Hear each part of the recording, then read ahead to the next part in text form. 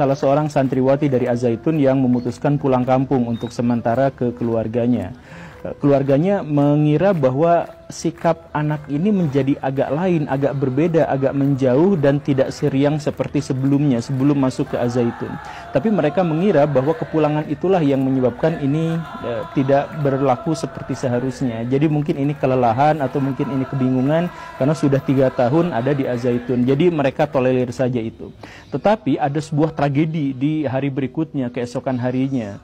Jadi si anak itu, yang perempuan itu, dia celingukan, bingung gitu. Kemudian bertanya kepada ibunya, "Ibu lihat baju-baju saya enggak?" Kemudian si ibu ya seperti biasa saja bilang, "Barusan ibu cuci, karena kan udah kotor," gitu. Nah, si santriwati itu mendadak merah padam wajahnya, kemudian membentak ibunya, "Ibu berani-beraninya megang baju saya, kenapa bisa seperti itu? Ibu kan masih kafir, masih najis. Kok baju saya dinajisin sama ibu? Mana bajunya?" Diambillah bajunya yang ada di cucian itu, kemudian dibakar, gara-gara ibunya itu katanya masih kafir, masih najis. Si ibu tentu saja shock pada waktu itu, "Kenapa bisa seperti itu? Kamu dapat ajaran dari mana? Kenapa saya dikafir-kafiri? Saya ibu kamu." Kemudian si anak itu mengatakan bahwa wilayah muslim seluruhnya itu harus ada di bawah sebuah negara. Siapapun yang ada di bawah negara Islam yang menjalankan syariat Islam, maka dia muslim, dan siapapun yang ada di luar negara Islam, negara togut seperti Indonesia ini, maka semuanya adalah kafir. Si ibu nangis, si ibu panik, ngomong ke ayahnya, si ayahnya langsung nyari bantuan, dan cerita ini sampailah ke Pak Atian Ali Dai, seorang dai yang sangat keras, sangat tegas kalau urusannya adalah kemungkaran dan kesesatan.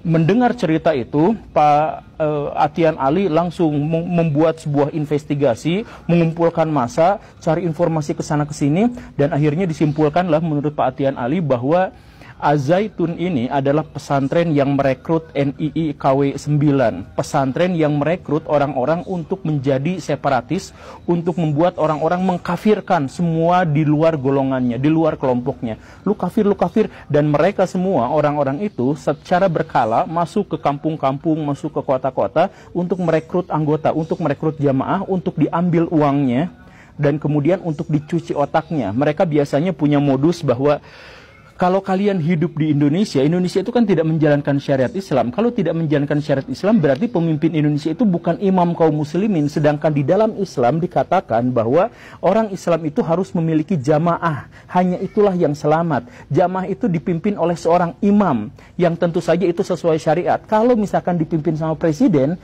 yang dia dipilih oleh muslim dan non-muslim dan tidak menjalankan syariat Islam, maka presiden itu kafir. Kemudian orang-orang yang tunduk taat pada peraturan-peraturannya juga adalah kafir. Nah, biasanya doktrinnya itu adalah seperti itu. Nah, doktrin dari orang-orang yang seperti itu, yang saya percaya ada di antara Baraya yang pernah bertemu dengan orang seperti itu dan mengajak Baraya ke jamaahnya. Saya yakin ada di antara Baraya yang seperti itu, karena memang masif. Nah, menurut Pak Atian Ali, markas besar dari kelompok ini itu adalah di Az-Zaitun, markas pesantren terbesar di Asia Tenggara. Investigasi berlanjut, dan tentu saja bukan hanya dilakukan oleh Pak Atian Ali dengan FUUI-nya, tetapi melibatkan banyak sekali orang, banyak sekali pihak. Ada MUI masuk ke situ, ada NU masuk ke situ, kemudian banyak jurnalis, media-media, penulis buku, termasuk juga BIN masuk ke situ.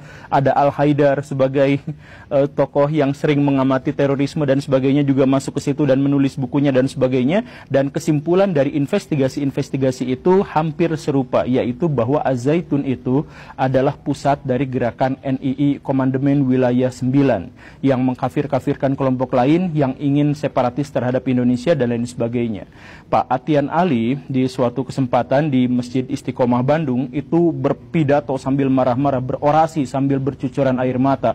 Saudara-saudara, bayangkan bagaimana seandainya saudara-saudara punya anak, dididik dengan baik, dikasih agama dengan baik, diberikan santunan, diberikan kebajikan, diberikan kasih sayang, kemudian ketika dia sudah dewasa, sudah besar, masuk ke pesantren dengan harapan agar dia menjadi orang yang baik, pas kembali dia mengkafir-kafirkan kita. Apa yang harus kita lakukan kepada orang-orang seperti ini? Apa yang harus kita lakukan kepada orang-orang yang mencuci otak anak-anak kita? Inilah kerjaan yang dilakukan oleh NII KW 9 yang ada di Az-Zaitun.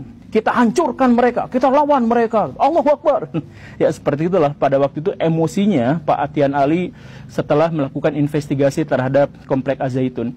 Dan sebenarnya dari manakah ideologi takfiri NII